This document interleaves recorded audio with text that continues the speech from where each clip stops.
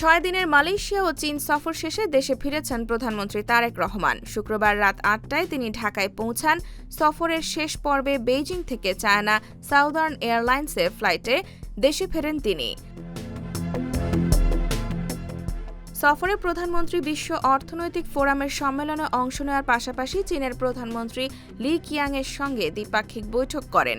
এছাড়া national people's কংগ্রেসের standing কমিটির চেয়ারম্যান ঝাও লেজির সঙ্গেও সৌজন্য সাক্ষাৎ এবং বেইজিংয়ে একটি বিনিয়োগ সম্মেলনেও অংশ নেন।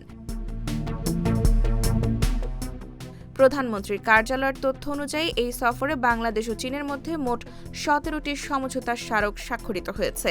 এর মধ্যে 13টি দুই দেশের বিভিন্ন মন্ত্রণালয়ের মধ্যে, 3টি বাংলাদেশ বিনিয়োগ উন্নয়ন কর্তৃপক্ষ বিডা ও চীনা প্রতিষ্ঠানের মধ্যে এবং একটি বাংলাদেশের ক্ষমতাসীন রাজনৈতিক দল বিএনপি ও চীনের কমিউনিস্ট পার্টির মধ্যে স্বাক্ষরিত হয়েছে।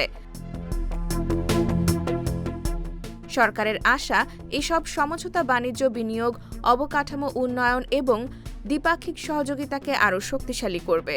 এখন নজর থাকবে এই চুক্তিগুলোর বাস্তবায়ন কত দ্রুত হয় এবং দেশের অর্থনীতি ও উন্নয়নে এর বাস্তব প্রভাব কতটা পড়ে।